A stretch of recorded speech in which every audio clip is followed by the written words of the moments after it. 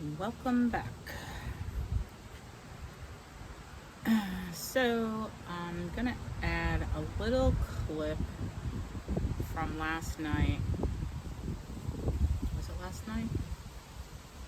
No, it was so today's Sunday. It was from Friday night. I was trying to finish up the pink nightmare blanket, which is no longer a nightmare. Um, and I had grabbed additional yarn to do the border and realized it was cream and not white, so had to undo that and redo it. I do still have to finish it, but I only have maybe an hour's worth of work, if that. My hair is pretty crazy today, sorry. So I will insert that clip. And I'm finishing up a Halloween blanket. I hate loud vehicles. I hate them so much. It's so unnecessary. But I'm finishing this one up. Just got the border. And then I have another Halloween blanket that I wanted to start. But I'm also contemplating waiting on that and working on a star blanket, because I really want to do one. And if I can get it done by next weekend, then I can give it as a wedding gift. So I think I can do it in a week because, newsflash, I lost my job. Yeah, so today's Sunday. It was Tuesday that it happened. So I was working for New York State. It was a traineeship, which your traineeship is a probation period, and it was for 2 years. And I was about 1 year and 8 months in, and I may have talked about this before. I'm sure I probably did. But my supervisor, the supervisor that I had initially was fine. I got switched to a different supervisor in January, and she was a little hands-off until about March or April. And then from then on, I would say into March, and then from then on, it has been an absolute nightmare trying to work with her. I'm not going to get into too many details, other than we were definitely oil and water. I had gone a number of times higher up to let them know that it was a concern of mine. And I think basically that's what ended my traineeship, was that relationship. So this camera's not straight, sorry. So yeah, that was kind of a punch in the face, came out of nowhere. And I was so miserable there, it really was a blessing. But I was looking to try to get a different job and leave on my own terms. Back in April, I think it was, I had scheduled a flight to leave New York and to move in with my son down in South Carolina. I was within a couple of days of scheduling the U-Haul truck. I had everything situated. I had everything set and scheduled, and I decided not to be the one to walk away, that it wasn't going to be because of me that I gave up a good job. And I say a good job because obviously there was a pension with it and all that. The money I did invest to that pension, I do get back, so I'll be rolling that over to my IRA. But I didn't want it to be like I gave up. So I basically canceled everything and decided to just grin and bear it. And then it ends up ending now on their terms, and now I'm screwed. So I really should have followed through and trusted my gut before. But it is what it is, and like I said, I hated what I did, and working in public sector versus private sector is a very, very different thing. The people are different, everything is different, and I really just didn't feel like it was my kind of people. So I'm not upset about it. Like, obviously, the first day it was a shock, and your first feelings are, oh my God, what am I going to do, and all of that. But in all honesty, it was a blessing from God, and, you know, it's nice having a little bit of time off now, and I'm going to visit my son. My middle son's getting married next weekend, so I am flying out on Thursday, I think, and I was going to come back on Monday, but now I don't have to, so I'm going to spend the extra $100 and stay a few extra days and maybe come back Thursday so I can spend some time with him, because he's re-enlisting in the service, and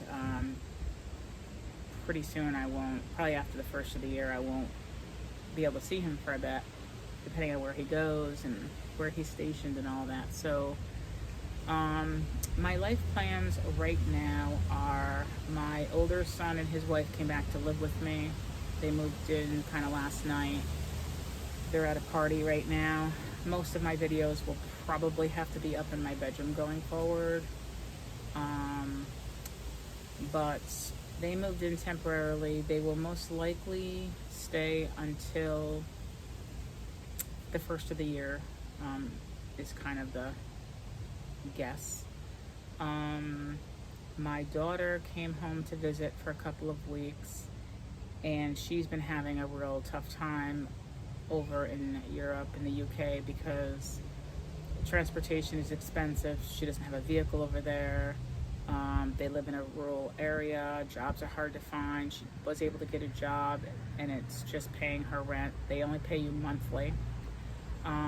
She's under a lot of stress, and the person she's living with, the mother, is a complete psycho, I guess. So they want to come here and live permanently, but we got to try and get her friend over here. And so the thought is that my daughter will not enroll in school as anticipated.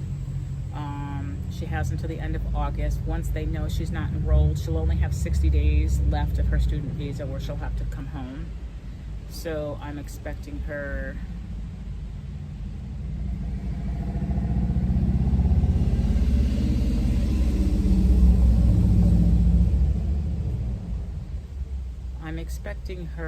probably the beginning of November.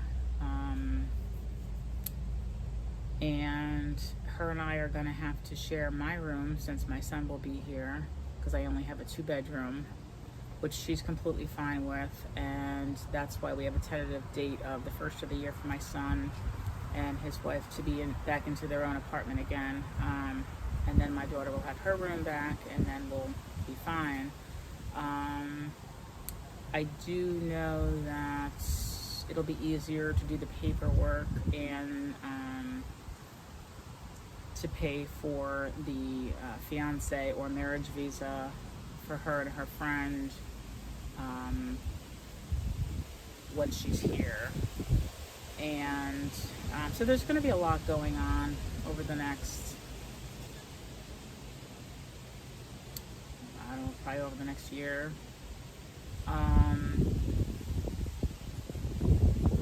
Don't know if I want to renew my lease for 12 months or for 6 months, because I know I probably will have to do it for 12 months.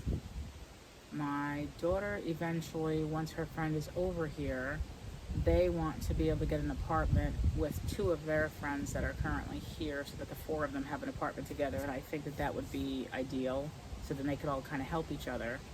And I think the game plan for me is that I'm going to look for work here And then I will just gauge by the time she's ready to get her apartment what my job status is. Am I at a job just because it's a job? Do I love it? Do I hate it?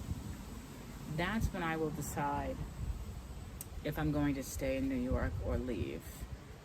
I will see where my son is stationed at that point, and I'll have some options whether or not I just want to pack up a U-Haul truck and move and kind of be closer to him, or if I want to head down to Florida where I'm closer to my parents, or my mother and my stepfather. So there's going to be a lot going on the next couple of years as far as decisions, and I think it makes sense to renew the lease for 12 months, because if I don't renew it for 12 months and I only do it for 6 months, they're going to jack the rent up again. So to avoid that, it makes sense to give myself another year and see where we are then. Because worst case is I could have possibly my daughter and her friends just take over this apartment and have the four of them split the rent here and then have me just move on. That would actually be ideal.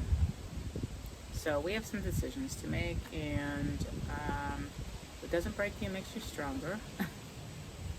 But I am so happy that I don't have to go back to that job or to that situation anymore.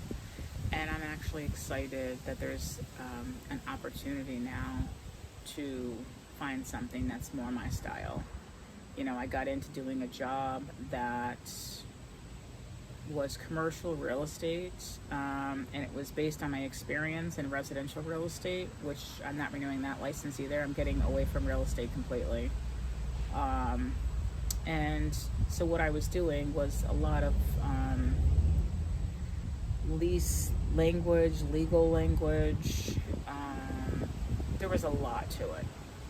There was a process. It was very detailed. You really couldn't have any errors. Everyone had to review your work. This went for anyone.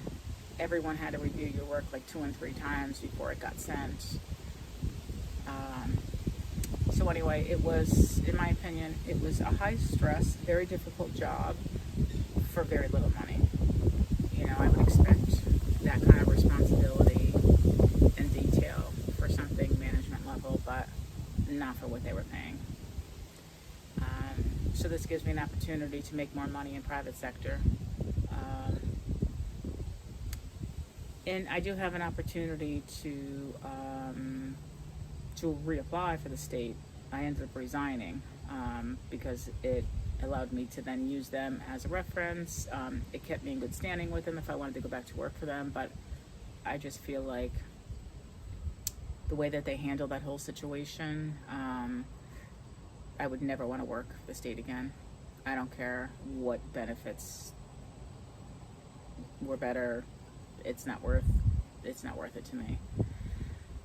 So, I am reevaluating myself and realizing that I did myself a very big disservice in going to the state anyway, because I think I doubted my abilities and my intellect and my education, and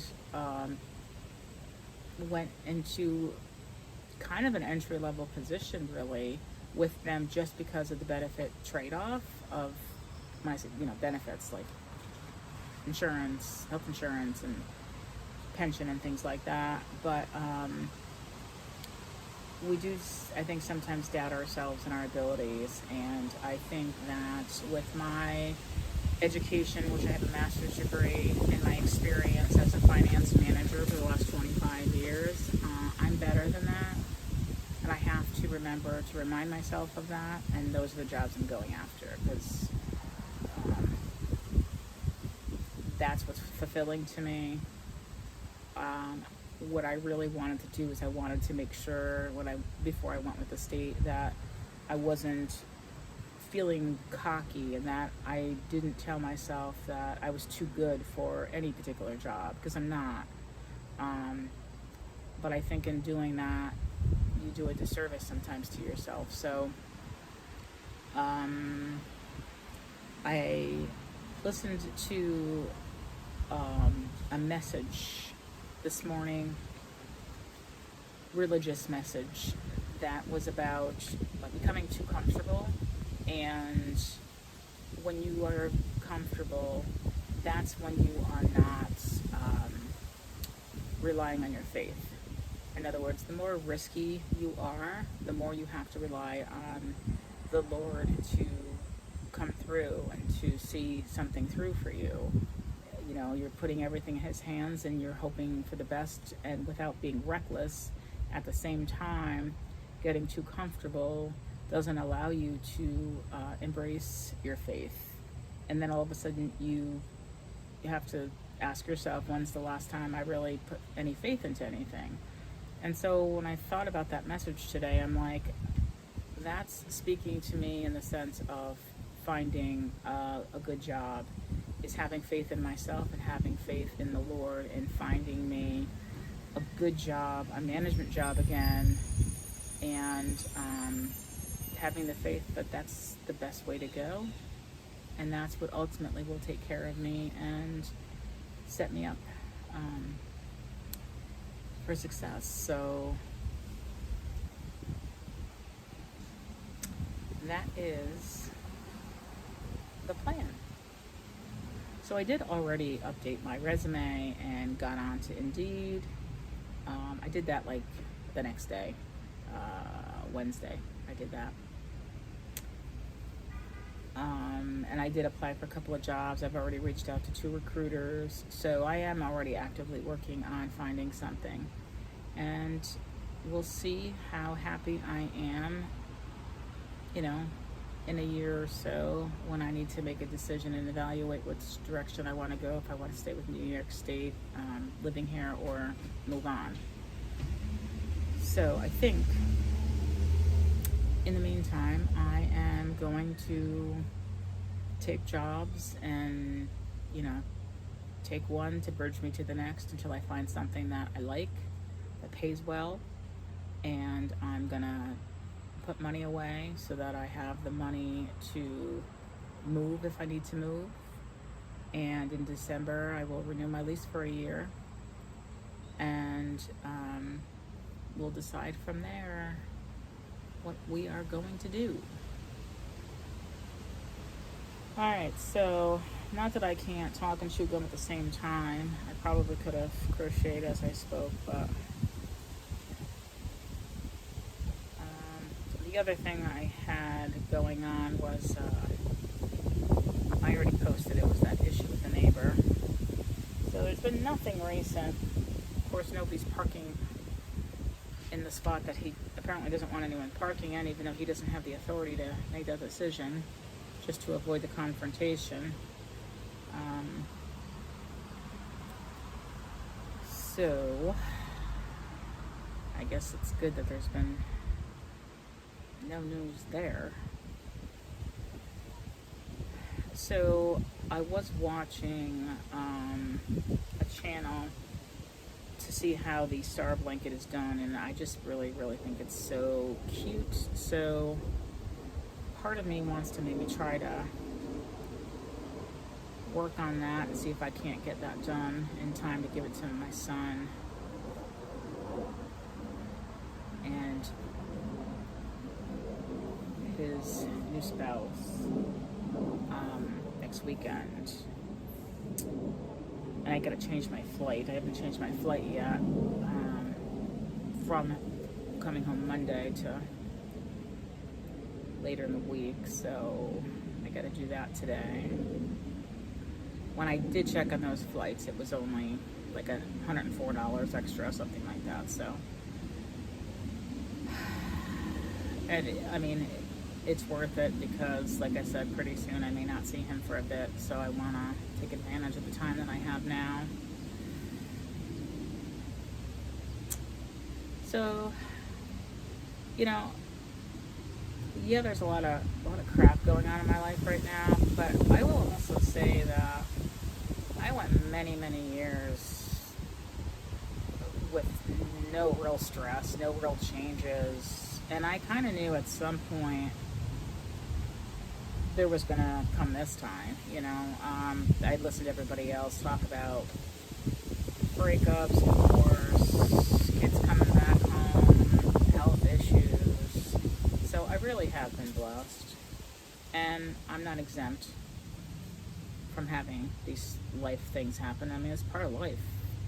It's, again, 90% of how you react to it. And I do rely on my faith to say everything happens for a reason. The Lord will see it through. It was meant to happen. I think, you can also say if me going to the state and not staying needed to happen, what did I learn from it? Why did it need to happen? There had to be something that was a takeaway for me, and so I do think that my whole experience there was a learning experience. I guess first and foremost is if you're on probation, keep your mouth shut. And